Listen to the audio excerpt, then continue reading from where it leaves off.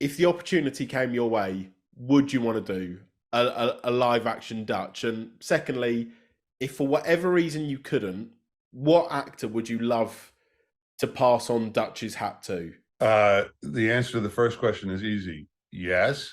Good man. The answer to the second question is easy. No.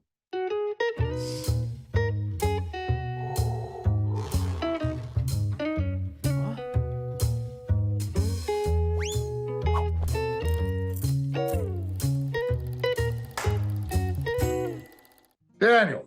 Hello, bud. How are you? I'm not bad at all. How are you? Yeah, I'm all right. All the better for seeing your little face. How is the audio? You know what? You sound great. You sound really good. Do I sound good?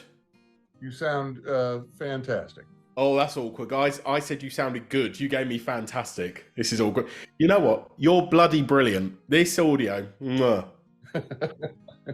Well, okay, that's one going my way. I'll take it. So whereabouts are you now? Are you in LA? I am. I am in the wilds of LA, right on Sunset Boulevard. Because you've just come back from Liverpool, haven't you? Which I can imagine not as sunsetty.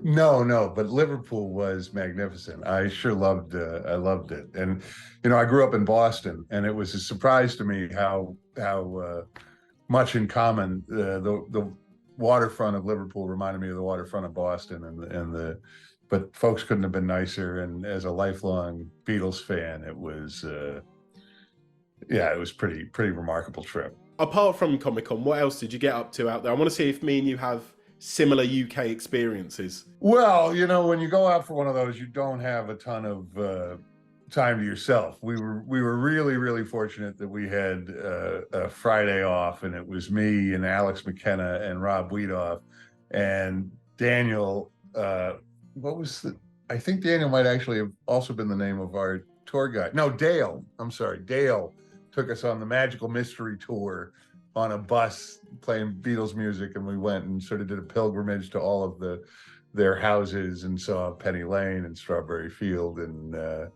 it's a treat when you're there for Comic-Con, because they were fans of we were there because of Red Dead, I believe, and they were, Dale was a big fan, so you get treated properly. I'll change my name to Dale as well if it helps the story. No.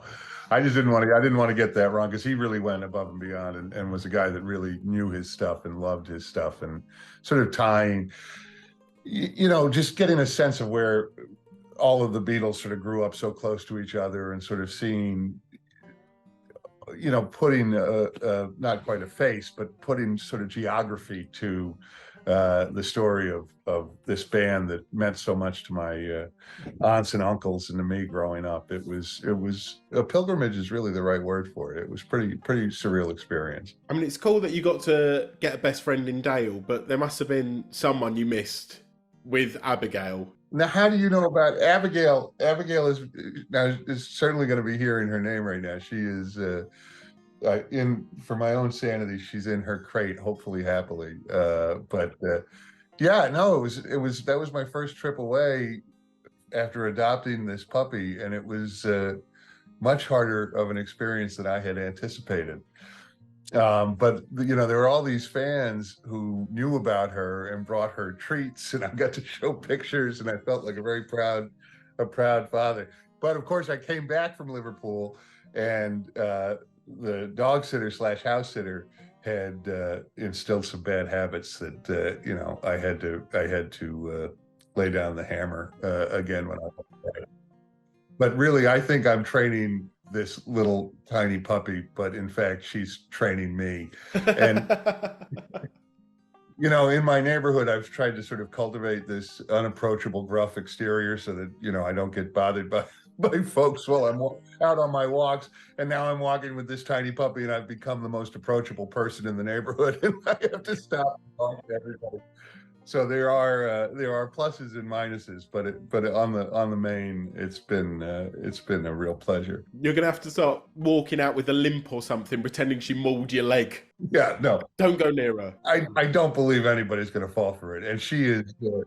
She's friendly to a fault. She will roll over and offer her belly to anybody who's walking by, which is, it's nice that I have a friendly dog, but sometimes I wish she would be a little surlier. If you want, when I edit this video, I can like in post put like this 3-headed hound behind you with blood at the mouth. I can't do that, just to let you know. I'm not that talented. She can't. Although somebody made the point. I'm 6.5 feet tall. I'm a large human being, and someone made the point that Abigail thinks she's one of me. So that she approaches, she's not afraid of any dog. I think she thinks she's as big as I am, which I'm glad of it, but it is a little precocious. Speaking of adorable animals, I want to go from Abigail to my boy Rocket Raccoon and the Guardians gang. I mean, you get to play the icon that is Bletelsnort in this, and I'm so pleased that the makeup team managed to embrace your facial hair somehow with his eyebrows. I was so pleased that he still had iconic facial hair. How long were you in the makeup chair for? Well, not enough can be said about Legacy Effects and the work that they did on that feature. I was, as a kid, one of my heroes was the great Rick Baker, and so I'd always sort of had an appreciation for what these magicians do. And so when I found out Legacy Effects was doing the makeup, the first step of it all was I had to fly out to Atlanta for a fitting just of my forehead, and I didn't have to shave for that. Maybe I'll put it on social media one day. I've got a photo of me with this forehead and still my beard in place. But that makeup, I think the forehead and the eyebrows that's all sort of pre-done and pre-painted, but so that goes on first. But then there was 3 pieces on the ear, there were cheek pieces, there was a little piece here, and then there were these tchotchkes. I think it was 20 appliances, maybe 24 appliances. And so you're up at the crack of dawn, not a complaint, it's a delight. But it is like farmer hours, like you're up at 3 a.m. to get over for 4 a.m. and the makeup team, they're already up and running. I mean, they've been there at least an hour before you get there, if not more than that. And I think the first day, it was a total of 3 days. And the first day, I think it took 2.5 hours. It might have been a little more than 2.5 hours to get it on. But by the third day, I think it was down to just around 2 hours, if that. But it was ironically on that last day that they got it on the quickest. That was the day that I was sitting on my ass for the longest. So I was there. So I was in makeup and ready to go, and it was all perfect. And then I don't think I was on set until 6 p.m. that evening. But it was, again, that is beyond, that's not anything to complain about. And they did, and getting out of it, which they also are, they take great care of you. So the adhesives can do some damage. So they do, like, essentially you get a facial at the end of the day, and they take all the pieces off. It's really, it's the life, man, I'm telling you. Yeah, I kind of want to go through it, not to be in the movie, just to get like my pores nice and open. A lovely, refreshing number. It is. It's how you end the day. Yeah. Imagine what Dave must have to go through then for his makeup. Like, that must take weeks. Well, he had, you think about how many days he did it on how many films. And my understanding, I don't know if I heard this from Dave himself. I do know that the makeup was arduous. And I also, my understanding, when they did the full body tattoos and I don't think that he got to sit down. I think he had to stand through that whole process. But he is an actor's actor, Dave, and you're not going to hear a complaint from him. But that is a lot to endure. I think at the end of the day, there's very little that any of us wouldn't endure to be helping James tell this story. And when you think about, like, the scene that Bletelsnort is in, but Orgoscope, that whole scene, a lot of people might think that that's an entirely virtual environment, and nothing could be further from the truth. That was built. I mean, it's extended digitally, but everything is in camera. All of those people and all of those creatures, and every one of them took, I think, 3 artisans to apply that stuff. And those, even the furthest background actor has gone through the same process that the principal actors have gone through. So it's just the sheer amount of skill and artistry in every frame of that film is mind-boggling. That's what makes Guardians 3 one of my favorite Marvel ones, is because how many practical effects are in it. It just looks incredible. Like the animal human hybrids, I'm watching them, I'm just like, they look amazing. They look so incredible. You could center a film around any of them. I mean, they could be like that. Any one of, like the panda mowing the lawn, right? I mean, that guy, you could make a film about that guy. And that the makeup is extraordinary. And it is, again, I don't know how often that is done any longer. And it's really something. I mean, it is just such a thrill to be a small part of this amazing trilogy, because it really is amazing. You have one of my favorite scenes in the entire movie. You obviously end up falling in love with Drax. Why wouldn't you? Of course. How many takes did it take for you to do that, with you sensually stroking Dave Bautista's hand? Well, I'm curious to see how much. We shot a lot. We spent the day on that. And there was a lot. And once we had it, James sort of took it in a lot of different directions. So I wonder if there'll be outtakes that people can see, because ultimately what ends up in the scene is ultimately almost exactly as written. But we went through a lot of sort of cooing and adoration, and because when Mantis puts it in your head that you love somebody, it's with abandon. And Dave was an extraordinarily good sport, but it was such a funny scene. I think everybody broke at least a time or two. I tried very hard not to, but it was funny. I mean, it was very funny, and I think that translates into the finished product. I would have paid good money just to have sat back with popcorn and just watched that scene record over and over again. I think that's what James was doing. I don't know if he had popcorn, but he certainly was enjoying himself. There wasn't even tape in the cameras. He was just watching it for himself. Little weirdo. Yeah, well, I wouldn't put it past him. While he's in love with Drax, I imagine you had a similar feeling for Dave, because I saw James share that photo. I don't know if you can see it. Oh, yeah. Yes. How is Dave to be around? He is remarkable to be around. And he's the sweet guy. I along with Sean Gunn and Valentine, another friend of James's, did the screen tests for the original Guardians when they were casting Quill and casting Drax, and that was the Sunday in advance of those screen tests was when I first met Dave Bautista. And though he was under a great deal of pressure, and he was aware of that, he was also his friendly self, and he was really determined to do an extraordinary job, and he did. And to see, just looking at what he did as Drax is an extraordinary achievement, but what he's done, I think of, I was talking with somebody else about the Blade Runner, his opening beats in Blade Runner, and actually I talked to him about that our day working on 3, just how great that work was. And I do think that Dave is at the very start of something. I think he is a really formidable performer. So I saw you mention on your Instagram that you did screen tests for Drax, but I also saw you mention that Chris Pratt had asked you for James Gunn's number because he was auditioning for Star-Lord. Is that true? Yeah, it is.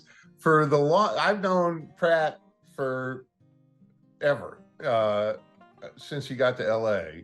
I've known James since I got to LA, and I tried forever to get the two of them to meet because I knew they'd love each other. And there used to be a thing that Sean and James hosted on Sundays, like a salon that we would, a ton of people would hang out at. It was really a remarkable time in all of our lives. And I kept trying to get Chris to join me to go to one of these Sunset Sundays, they were called, and it just never happened. And then it was this really, really bizarre coincidence. So Chris and I met when he came out because he had done a film. This is a very long story. We've got time, don't worry. Well, Chris had done a film called Curse Part 3 that was written and directed by Ray Don Chong, and an actress that I knew was also in this film. And that's how I initially met Chris. And Chris was just at the start of his career, and he sought me out, and I served. We remain dear friends, but at the beginning of his career, I was coaching him. My day job is I'm an acting coach, and I was coaching him on everything he was going up for. That was, at a certain point, any actor, the place to learn is not with a coach. The place to learn is on a set and working.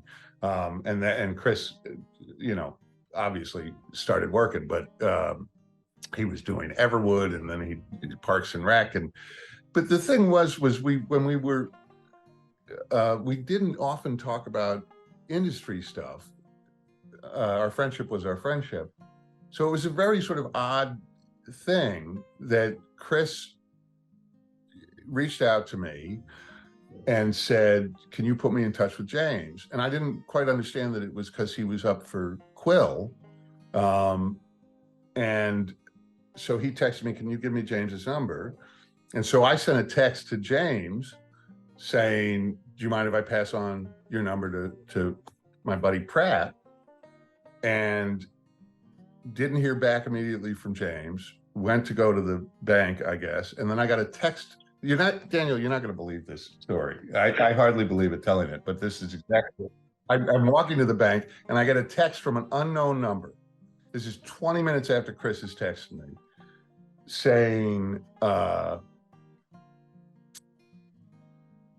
hey, Ben, this is James. I'm doing screen tests for a Marvel movie. Would you come in and play this part? Not a ton of money, but you'll be in front of all the folks at Marvel and it should be a lot of fun. And I text back, yeah, of course, I'd be delighted to do that. Did you get my text about Chris? And he said, he texted back, no, what number did you send it to? And I said, the number that you gave me in New Orleans. And he goes, oh no, that number's been dead for months. He'd changed his phone number. So I had sent that text out. It was a complete freaking coincidence. And so then I say, well, can I give this number to Chris? And he says, absolutely. So I send that number to Chris. And then 2 weeks later, I'm in rehearsal for these screen tests playing Drax opposite Chris. And then I'm there on the day that Chris books it. And I said to Chris after that, I was like, I could not have been on that soundstage to watch, because watching him on the camera on that day, I'm watching one of my best friends, and I'm literally seeing him turn into a movie star in front of me, which is surreal. I'm not a good enough storyteller to describe it, but he was doing the Gamora scene. I think Laura Coover is the name of the actress who was playing Gamora in those screen tests, and she's a wonderful actor. But he was doing the scene with the Walkman, talking about Kevin Bacon, and I'm watching it on Video Village, and I'm like, holy shit, my friend is a movie star. But I called Chris at the end of that day, and I was just like, I couldn't have been in that room as your friend. I couldn't have been in that room as your coach. I couldn't have been that I got to be in that room just because I had known James for it boggles the mind. It boggles the mind. But yeah, you can even see there is on video or on YouTube, you can see Chris and Dave improving on that day. I was there. I watched that. I was in the, the 20 people that were standing around watching the two of those guys, sort of seal this deal. And so I've always felt really attached to this particular band of misfits that is the Guardians.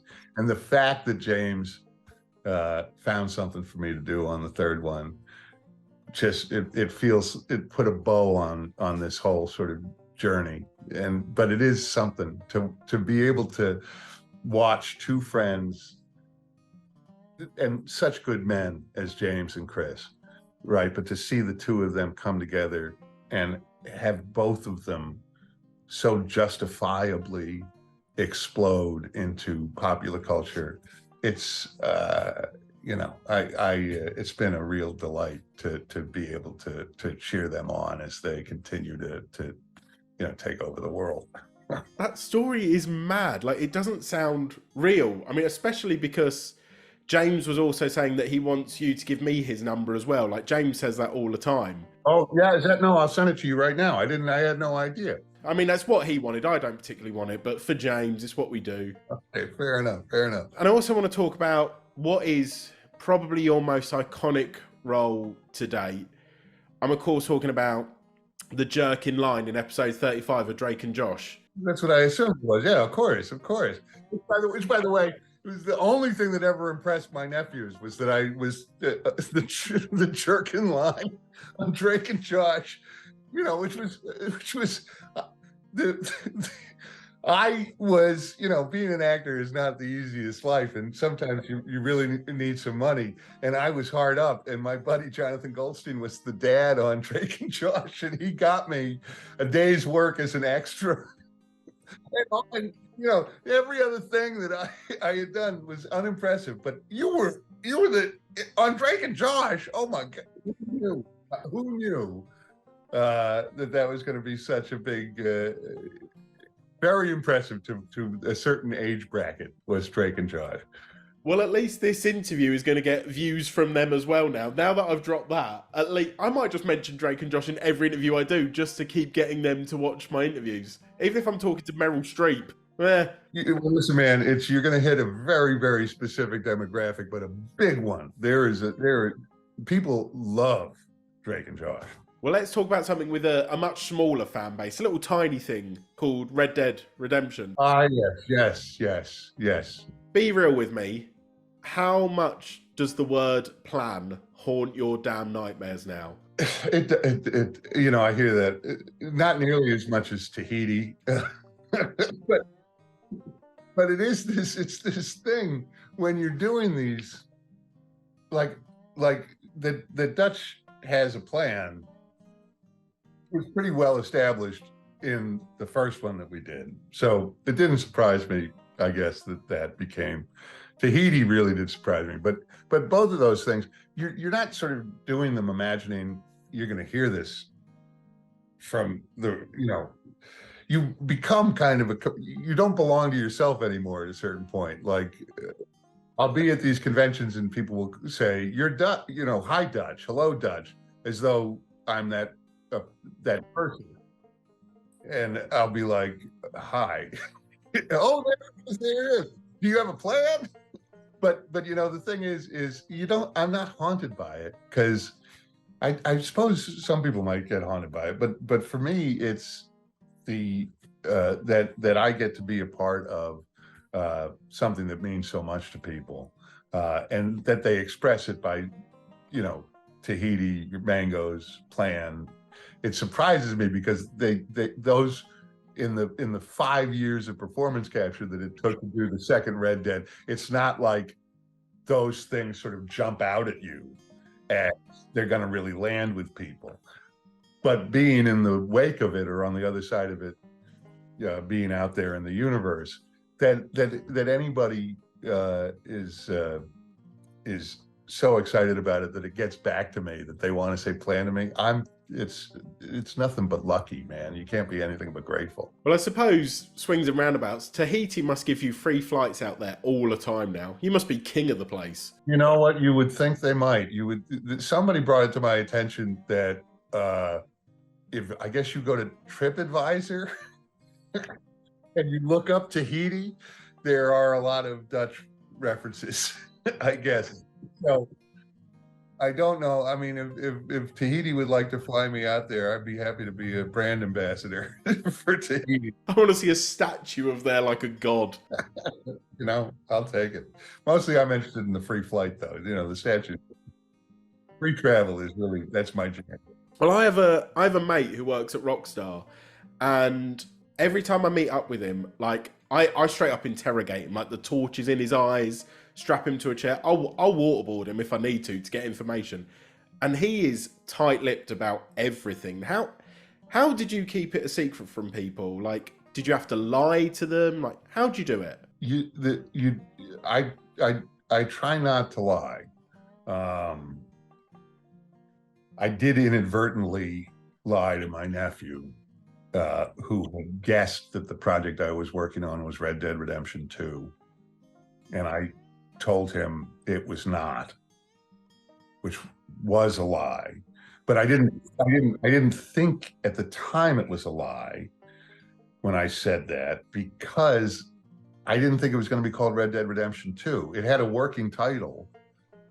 And I thought it was going to be called, you know, the first sort of game in the series is called Red Dead Revolver. The second game in the series is Red Dead Redemption, which we'd done. And I thought this would be Red Dead Redux or Red Dead. You know, some people thought it was going to be Rebellion, but so I thought I was pretty safe telling Willie I'm not doing Red Dead 2.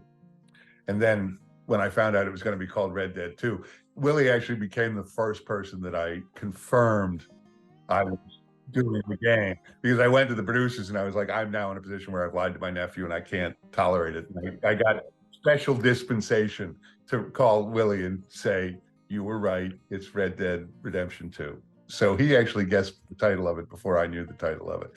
But it was, I mean, it's a bizarre circumstance to find yourself in, because you're leaving town in my case, you're leaving town all the time. Over 5 years, I'm, you know, sometimes I'm going away for 3 weeks, sometimes I'm going away for 3 days.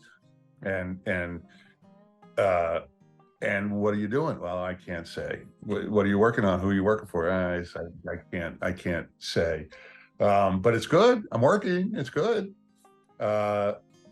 So it was definitely an odd thing. But at this point, I've signed so many non-disclosure agreements, and and not just for me, but for when I'm working with an actor on something else, I've got to sign an NDA for that too. So I now just sort of err on the side of, I don't know anything. I have no idea what's happening. And because you sort of sit on this stuff forever. Like a buddy of mine found out about Guardians 3, and he's like, why didn't you tell me you were in Guardians 3? And I was like, yeah, I couldn't. I signed a non-disclosure agreement.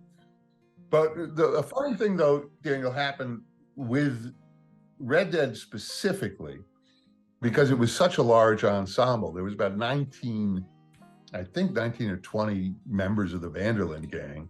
And we were all in the same boat in that we couldn't talk to anybody about it. So whenever we were working, it was kind of like time out from this secret because we all got to sort of be together and commiserate on what might this turn into and what might this be, and you know, when will this ever end? When will this come out? But it was it served to really, you know, working on any project, you hope to mesh well with the people that you're working with. It doesn't always happen, but with the Red Dead gang, we meshed extraordinarily well. We're still friends to this day. Sadie Adler, Alex McKenna, was my +1 for the Guardians premiere.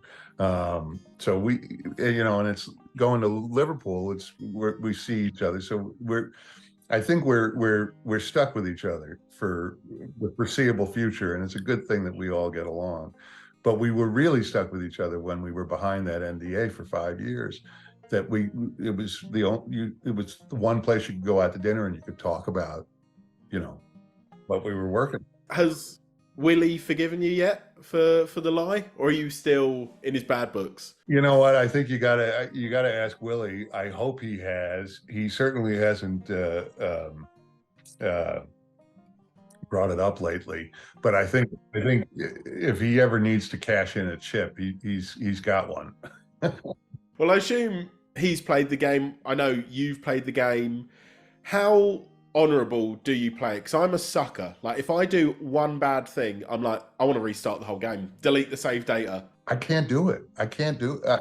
I can't do it. I you know, on the first one, when you get to Jack and playing as Jack, that's when I would do all the awful shit. I'm sorry. Am I allowed to swear? Oh yeah, say what you want. Okay, well, for fuck's sake. But yeah, on the second one, I can't black hat it at all. And it's such an odd thing to me, you know, because it's with Rockstar, with the Grand Theft Auto titles.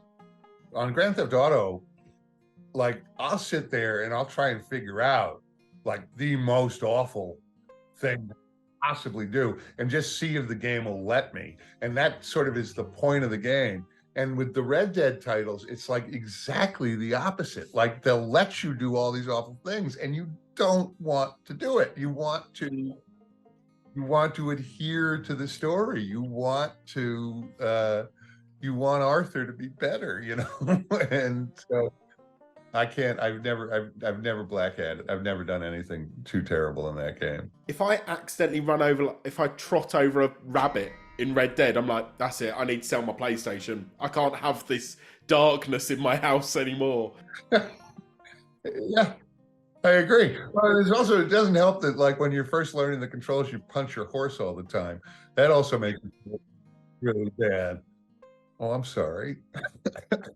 Do you feel a huge amount of pressure naming the horse? No, not really, I guess. You must be more creative than me, because I'm just there like, I see this world, this tapestry, and I'm just like, horsey. I'm not creative enough to think of a good name for it. Well, no, I've named horses after dogs I've known and loved. I've named horses. When I got the White Arabian, I sort of named it in universe because it was a mare. I named it Guinevere, but that was kind of like out of respect for Jack's love of Arthurian legend, and you know. So I try to be as erudite as possible. Really, is my goal. Yeah, you're a lot more creative than me. Again, I'm just like, Horsey McHorseface, send, save, done. I think that's a pretty fine name, Horsey McHorseface. That's a pretty good one. But Dutch is one of, if not my favourite character in the whole franchise. Like, he's cool, he's calm, he's collected, and I love sort of villains like that. But then there's just that moment where he becomes this unhinged bastard. Like, was it hard seeing him go from this noble character that you must have loved to... He was psychotic at one point. Was it hard making that transition? Well, it was. I was in a really unique position. I mean, me, Rob Wiedoff, Steve J. Palmer, returning from the first game, we were the only ones who sort of knew where we were headed, because you don't get the whole script at once. You don't get the whole story at once. But I knew I wasn't going to die in the prequel because I made it to the sequel, but that ended up informing how he behaved. And me and Rod Edge, our director, we talked about. I don't know if you're familiar with. I hope you are, with Apocalypse Now, but there's that line about Duvall's character, Kilgore, right, where in the narration they say he had a weird light around him. You just knew he wasn't going to get so much as a scratch. And that was kind of how we took that to Dutch, because there was no tension with whether or not Dutch is going to live or die. If you know the first game, we sort of played him as a guy who knew he wasn't going to die. So when other characters are sort of like the assault on Braithwaite Manor, all the other characters run for cover, Dutch walks to stand behind a tree. He never ducks. He never goes into low crouch or anything like that, because he's just not going to get hit. But so I kind of, originally playing him, I knew that he'd lost his mind. So when I did the first game, it was all really sort of Colonel Kurtzy kind of stuff. So the real joy was being able to return and show this guy in his prime, and how on earth did this guy get all these people to follow him. And so then I had maybe a year or a year and a half of every time I go to New York, not only am I playing the biggest badass, I'm surrounded by one of the most badass companies, and everybody there is working their ass off to make me look even more like a badass. So it's like the most, it's just, I was a pig in shit the whole time. And then we started the decline. And then I'm spending a year every time I go to New York depressed, betraying everybody, and he's losing his way. He's breaking every woman's heart. He's doing all this awful, he's watching his friends die. He's losing his, so it had its challenges. And so, yeah, it was heartbreaking to take Dutch through those story beats. But that was, that's also kind of this virtue of having lived with this role for so long. You don't have to conjure anything. You don't, you say Dutch is, and I'm delighted to hear that Dutch is one of your favorites. Dutch is one of my favorites, and I get to play the guy. But when he starts falling short of who he means to be and who he wants to be, it breaks my heart, but that's useful to me in the performance because it breaks Dutch's heart too. I mean, Dutch did not get the future that he wanted for himself. He did not get the future that he and there are a lot of, it's another really fun thing about these titles is how many different opinions there are. Some people think that Dutch was always a piece of shit. Some people think he was good and he went bad. And, my opinion is only my opinion. And ultimately it's up to, like all art, it's up to the audience, it's up to the viewer to make their own decision. But I played him very much like a person who had a noble ambition and did not have the tools he needed to achieve it. I think the scene that I was most in awe of is what, like you mentioned, his turning point is when he drowns Bronte and then feeds him to the crocodile. That scene, I was like, my God, like this is like wow. I was so in awe of that scene. Like, was there a sequence, a moment that you just love rewatching or love to film? Well, you hit on, so that scene I had from very early days, the stuff with Bronte, and it took forever to find the actor who played Bronte. So I knew that material backwards and forwards, and I had memorized it top, and I was just waiting and to shoot it, and it took forever to get around to it because every time I'd show up for another shoot, I'd be like, "Did you cast Bronte yet? Did you cast Bronte yet? I want to get my hands on Bronte. I want Bronte." And they kept saying no, and they got close on this guy, they got close on another, because it was a really tough needle to thread to get an actor that could play that part. He could do a Sicilian, not Italian dialect, and they finally found it in this wonderful, wonderful actor, Jim Peary, who he showed up.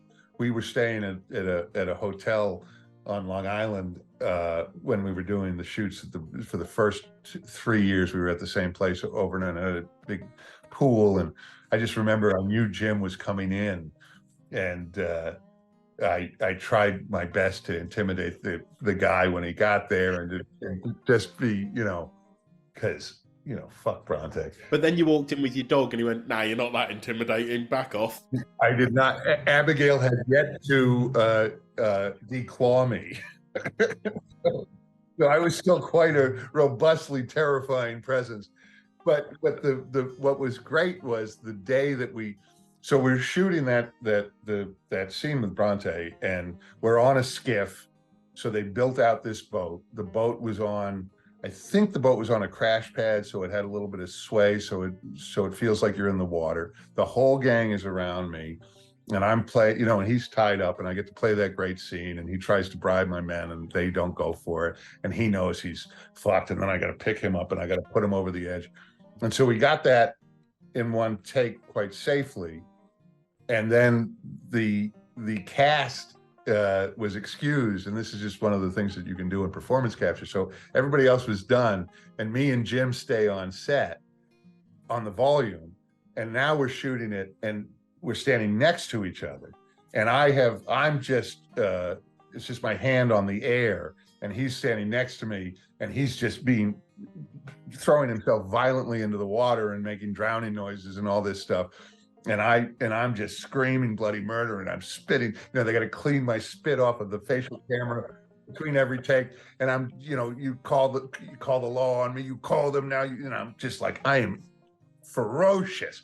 And I finish the take, and I look up, and on the edge of the volume is the woman that is there to make sure that Jim's dialect is on point. And I come up from, call them now, and I kill a guy, and I'm screaming, and I come up from screaming, and I look at her, and she is white as a sheet, looking like she's terrified. And I'm like, I think we got that.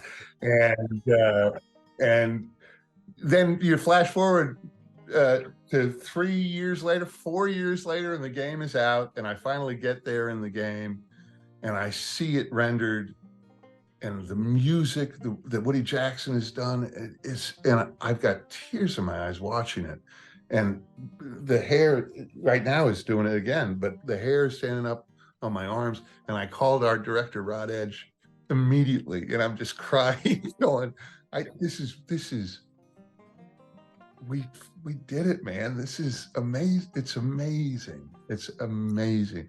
And you look at that and you think about how many years and how many people, and the animators, and the virtual lighting technicians, all of the quality assurance testers, every musician, every sound technician, the thousands of people at the top of their game working tirelessly to get that, and as an actor, to feel that supported and to be a piece in that enormous tapestry.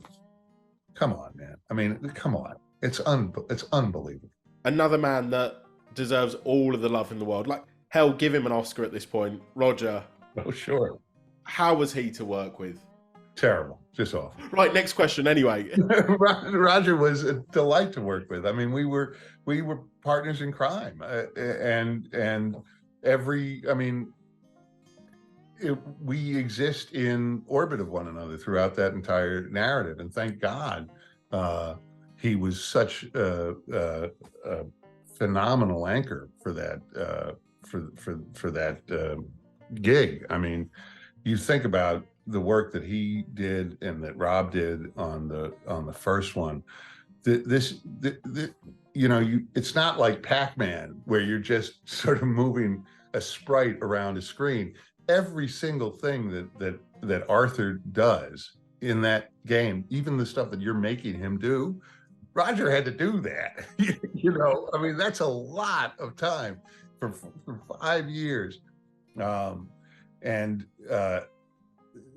I line them up, though, the performances in video games, and you're never going to have a conversation about the best performances in video games without Roger's name being in there. I could have Dutch and Arthur in my life for the rest of my life at this point. Like, I'm sure when you did Red Dead, there was always a moment of you going, God, I'd love to do a prequel. Now that you've done Red Dead 2, should we just get another prequel going? How many prequels can we get Dutch doing? Like, can you do a toddler Dutch? I'm dying to play like Dutch, going to school, Dutch at age 10, by the time I'm 70, which is 100 years from now, having Dutch playing Dutch at like 10, that sounds great to me. You do a sort of Benjamin Button thing. Yeah, absolutely. Well, I think I heard, you could do worse. You could definitely do worse than that. I have no doubt that the story is going to continue. I don't know if the story is going to. What I mean, I have no doubt that the franchise is going to continue. That there will continue to be Red Dead titles.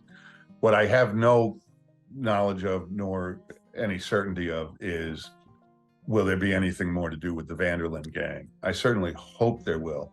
But you're right. When Red Dead came out, there was a part of me that thought, oh, come on, there's so much more story to tell. I really thought they may come back around. And so when they did, I was exhilarated, nervous, but really excited just to get to tell more of the story, because I was really proud of the work that we did on that first one. I mean, I still think that is, it now kind of stands more like an epilogue than a whole game, but it remains a magnificent game, I think. And so to be a part of that was enough. But then to get to do it again, listen, if Rod Edge and Rockstar Games wants me to do anything, if I can be there, I will be there. I love working with them. You said it, people want more Red Dead. Like, I can't go on Twitter for a single day without people fan casting the live action Red Dead Redemption. So I want to ask you two things. Sure. Firstly, if the opportunity came your way, would you want to do a live action Dutch? And secondly, if for whatever reason you couldn't, what actor would you love to pass on Dutch's hat to? The answer to the first question is easy. Yes. Good man. The answer to the second question is easy. No. Why would I would not, would I want, I appreciate the this fan casting thing. I think it's a fun thing to do. It's also sort of an odd thing to do. That said, there's no denying what Neil Druckmann and Craig Mazin achieved with Last of Us, and Pedro Pascal and Bella Ramsey did, taking over Troy's work in Last of Us, and Ashley Johnson. I was forgetting her name for a second, but so, and I think Troy and Ashley, they both had amazing turns on camera in The Last of Us. So it's a thing that may happen, but I do think ultimately,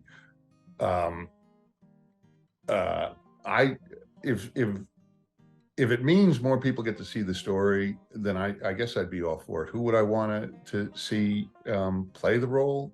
Nobody but me. But if somebody else were to play the role, I would wish them well, and I would. It is certainly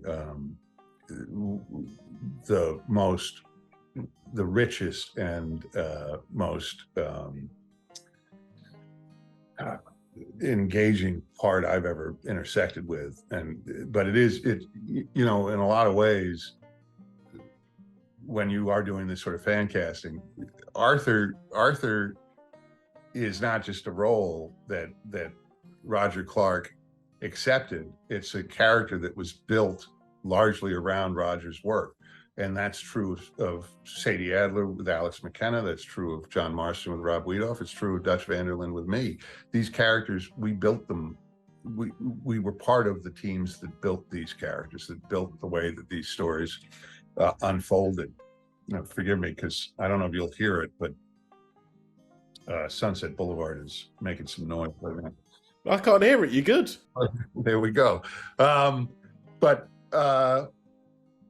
I do hope if Red Dead does move into other formats, I hope that it maintains the complexity that it has. But I also do feel like we've told the story.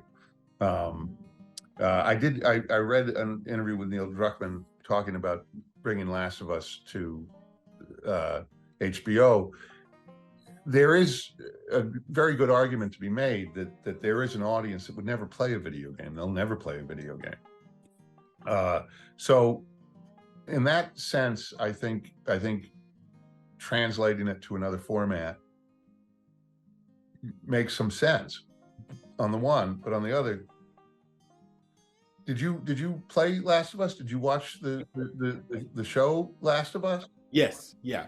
So there's an interesting thing, because the show, I think, is an extraordinary success, but there is, without spoiling anything for anybody who hasn't seen it, but in that final episode, the way that unfolds in the game, you're going through that narrative using skills that you have acquired over 20, 30 hours of gameplay, and you're using them in a way that you never anticipated your character using those skills. And so you have some agency in this very, very cataclysmic decision. And I wonder, I'll never know what it is to have watched it having not played it, but I wonder if that final beat has the same impact if you weren't playing the character. You know what I'm saying? Am I making that point? Yeah, no. So I watched it with my fiance, and she's never played any of the games, whereas I've played the games repeatedly and loved it. And like, I think you do have a different emotional attachment to it. Like, watching the first episode where Joel's daughter gets shot, obviously I knew that was happening. My fiance didn't, so I think she felt a lot more emotional about it because it was a shock. Whereas I was just like, I know it's going to happen. It was gorgeous, but yeah, I think on the same way, the final episode, you're the one pulling the trigger on those doctors and nurses. So I think you've got that more emotional attachment to it at that point. Whereas my fiance Alex was just like, oh yeah, he's just walking around shooting people. Anyway, end of, off I go. So I think you do have a different bond to it either way, really. Yeah. So but it's interesting. It's definitely interesting, and it is.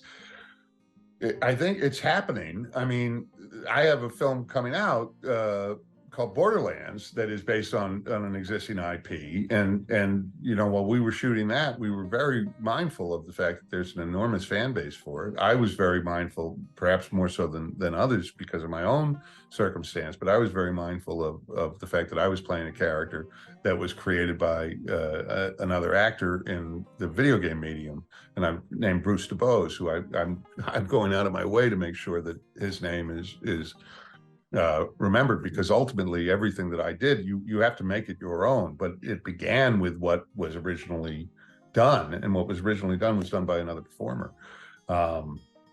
And I think you sort of need to be cognizant of it. But I do think that it is, these stories are going to, I mean, look at what Super Mario Brothers just did, speaking of. I mean, yeah, Chris's career's turned out okay. I think he'll do all right. Fingers crossed for him. He's going to be all right. I think he's going to be all right. Let's chat Borderlands, because, dude, I'm so excited for this. I mean, you get to combine your acting chops with your video game knowledge here. Like, are the likes of Cate Blanchett, Kevin Hart, are they as well versed in video games as you are? Are you kind of like the big name on campus? Well, listen, when you're alongside Kevin Hart and Cate Blanchett and Jamie Lee Curtis and Edgar, I mean, no, I'm not the big man on campus. I'm like lucky to freaking, you know, I'm showing up. My scene partner is Cate Blanchett for weeks. It's hard to, yeah, I was not the big man on campus. I will tell you, she's pretty good. She's a pretty good actor. Who knew? She's pretty good. What a shock. And a real joy to work with. I mean, she's just so much fun, so serious in her approach, and really just remarkable. But it was a remarkable thing to go from being in lockdown to being in Budapest, learning how to drive a giant bus. It was quite a culture shock, I guess is the word for it. But yeah, Cate, she certainly did her homework on the source material. She knew who Lilith was, and she knew the narrative. But ultimately, the other side of that coin, we're doing the script that we're doing, and it's not one for one to any story that exists. And I think Randy Pitchford said it himself, and he's the sort of, and he was there throughout the entire shoot, making sure everything met with his satisfaction. But he is sort of, I think he was referring to it as the Borderlands cinematic universe. Like, we are not the game. We're not the game story. We're not, but man, it was a lot of fun. It was a lot of fun, and I'm eager to see. They're in post now, so I don't know when fans are going to get to see any of it, but I'm very excited for them too. And it certainly is a remarkable cast to be a part of. You mentioned how talented Kate was in there. Speaking of talents, I mean, it was Jamie Lee Curtis that took that sick photo. Oh, sure, yeah. I mean, does anyone else on the cast just have mad talents that they just want to share? 'Cause, like, she's a great photographer as well. Jamie Lee Curtis is a great everything. Jamie Lee Curtis is just, she's almost an impossible human being in the sense, I mean, she's like a magical person to be around, and she is so invested in the people in her life, and she's so invested in the world around her, and she is so she is kind and generous and pretty remarkable. I was amazed. I was amazed to be in her company, and I am so delighted. It's been so much fun, I think, for everybody that knows her to sort of see the journey that she's just gone through, and finally to have this recognition from the Academy and to have this Oscar. It's pretty remarkable, and her career, is well deserved. You know what? If you can play Dutch in live action, she's the one person I'd let do it. Jamie Lee Curtis. You know what? I wasn't thinking clearly. Now that you say it, that's exactly the answer. Who would I like to see play Dutch? If you cannot get Jamie, then I would say Kate. So first choice Jamie Lee Curtis, second choice Kate Blanchett, third choice me. What is a night out with you and Jack Black on the streets of Budapest like? Okay, well, first, Jack Black was not there. You have to remember that this was at the height of COVID. When we got to Budapest, we had airplanes were empty, and there was a curfew in the city starting at 8 p.m. So it was not like, when we shot Belko Experiment in Bogota, those were some wild nights out in Colombia. In Budapest, we couldn't really leave the hotel. Things started to open up a little bit, and I know that folks were going out to. Janina Gavankar is a big fan of escape rooms, which I am not. So I didn't go on those. But so there was some sort of venturing out, but we were very tightly confined. It was odd a little bit, but we did what we could in the hotel lobby, and there were a few excursions that were a lot of fun. But it was remarkable and surreal, and it was also because Budapest is such a beautiful city, but you couldn't go in anywhere.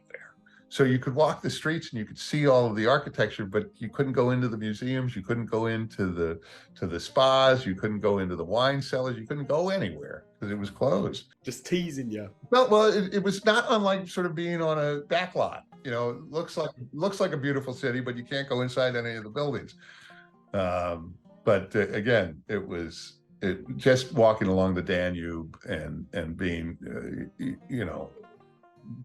There was one funny thing. I don't know if it was the hair dye or whatever, but everybody assumed, all of the locals assumed that I was Hungarian.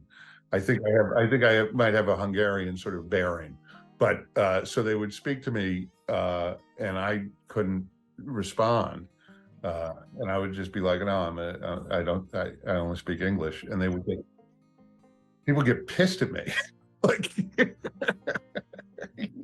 And I felt badly, but oddly welcome. Actually, you know what? If you ever do get to hook up with Jack Black, have you seen that he recently released a song about Red Dead Redemption 2? I have seen it. Of course I've seen it. How mad is that? Well, let's be clear. I'm I've been down with Tenacious D for a very long time. I go way back. And I hope I'll get to meet him. I loved watching Jablinski play Red Dead.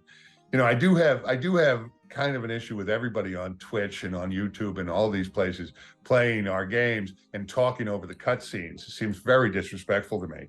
And I really wish that they would just be quiet and watch our work and then get back to talking about it. But that's my tongue is in cheek, kind of. But I think it's amazing. And talk about the animators on that video. I've watched it, I think 4 or 5 times now. The video games video. It's really, really something. And his joy, the joy that he spreads with his music, him and Kyle both. I mean, Tenacious D is the shit. I could watch a little naked Jack Black riding a horse, singing about Red Dead every day of the week. Happy days, done. It's pretty good. And he compares us to Shakespeare. Also pretty good. I'll take it. As far as compliments go, that'll do. Well, Shakespeare kind of was the Rockstar Games of his day. I want to know more about Marcus, because he's been pretty much in every Borderlands game. Like, he narrates the intro movies for the games. How big is your role in this? Is it a nice meaty role? He's there. You many an actor have thought that they had nice meaty roles only to see the finished product and find out that they no longer have nice meaty roles. I filmed a nice meaty role. I don't know what the finished product is going to be. But the first thing that I will say is Daniel Orlandi is the costume designer, and he designed all the costumes. And my costume as Marcus it's mind-boggling how much I look like the guy. I mean, I look like the guy.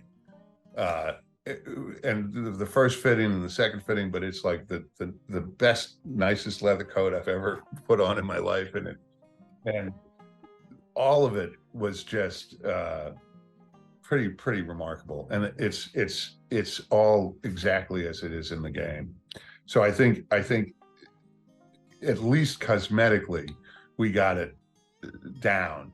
And then I had to learn how to. It was a Soviet era bus with a stick shift in the floor that you had to reach down to. And so I spent my first week in Budapest was going out to the studio and driving that around the parking lot, learning how to hit a mark with it and how to get the door open and closed.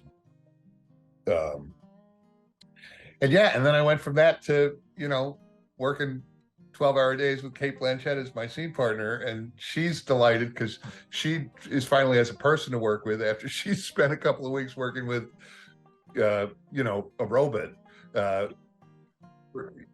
for forever. So I think we latched onto each other pretty tightly, and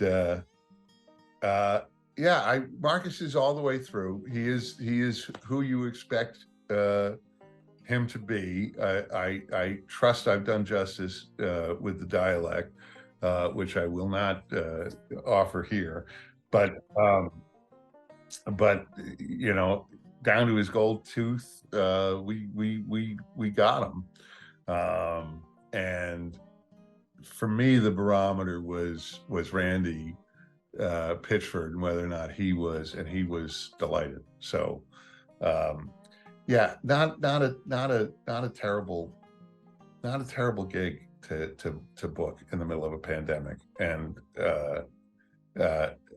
Eli Roth is our director. I owe him.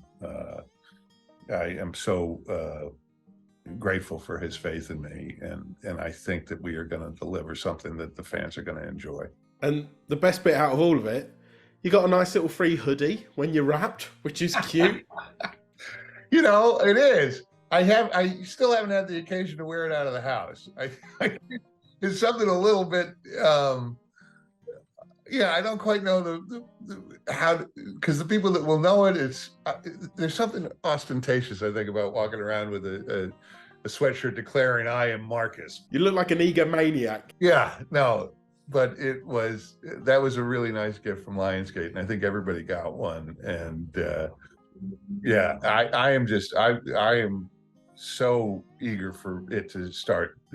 You know, post-production has taken some time, and I'm very eager to see what it's all been in service of. But I can tell you that all of us understand the depth of love that there already is for this property, and we took that as a responsibility, and we took it quite seriously. It's a lot of fun, and it's irreverent, but within that irreverence, we have reverence for what came before, because we do know. And it was really funny when I was on Guardians, the second day in the makeup chair for Bletelsnort, I forget her name, but one of the three people that was doing my makeup, she had, gone to my IMDb page, and she had seen that I had played Marcus in Borderlands, and she was a huge Borderlands fan. And so I opened up my phone and I said, well, take a look at this. And I showed her some of the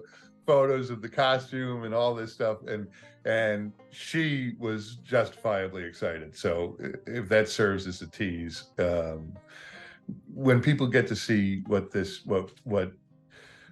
production design, what costumes, what makeup did on Borderlands, it looks like the game has come to life. It really does.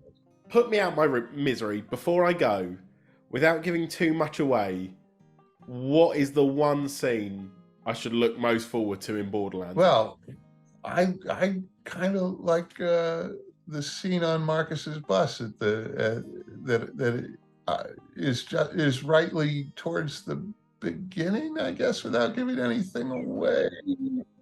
But I really like that bus a lot, and but it's a wide world on Pandora, and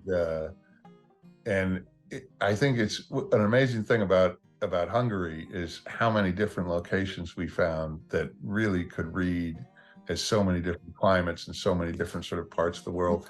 But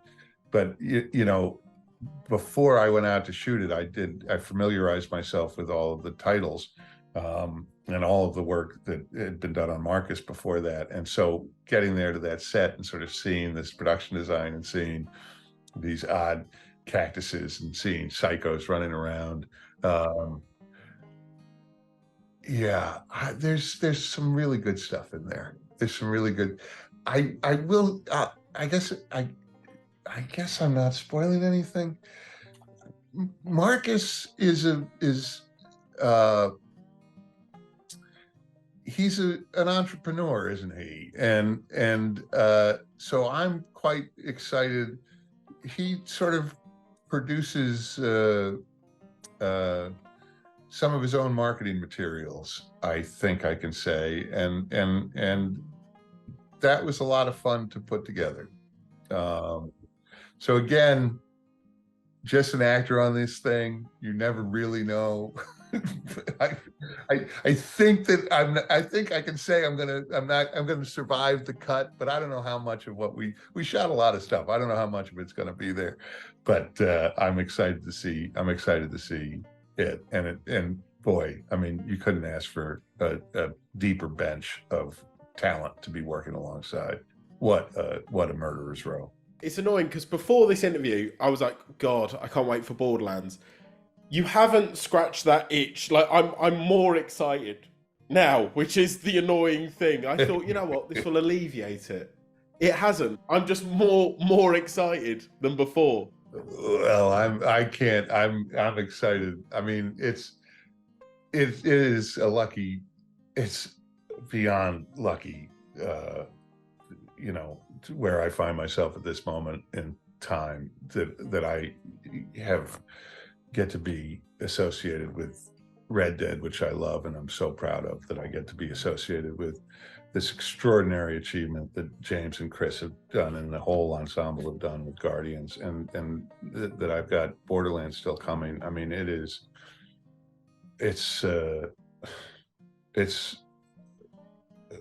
I feel very fortunate. I feel fortunate that I got to chat to you about Borderlands and Red Dead, and most importantly, Drake and Josh. Well, we didn't. What's my favorite one I ever did? I think was Big Guy Number 2. We didn't talk about Off Center. Big Guy Number 2 was a real good get. No Drake and Josh, right? But Big Guy Number 2. I'm actually saving all those questions for when I get to chat to my hero, Big Guy Number 1. If I'm being honest. I still know that guy, and I'm still a little bitter. You're always going to be the number 1 in my eyes. You're the only big guy for me. Daniel, what a dear thing to say. But you know what? I'm going to let Abigail out of her cage now. Let her run free. Yeah, no, she's been very well behaved, though, I think. I accidentally said her name again there. I was scared it would set her off, but... No, she stirred. She definitely stirred. She's in there. Before I go, shall I really rile her up for you? Shall I just say her name? Shall I say Walkies? And then make you suffer? A friend of mine, actually, my friend Jonathan from Drake and Josh, he has a dog that he brought over here to meet Abigail. And he started trying to get... Abigail is very quiet. When something's wrong, she makes noise. But the rest of the time, like, she's not a yippy, barky dog. And my friend brought his yippy, barky dog in here, and I did not want, I was covering her ears. Don't play what this dog is doing. But she's been very well behaved. And like I said at the beginning, she's training me well. If I was your dog, you're 6'6". I would do everything perfectly. I would never bark once. Yeah, well, she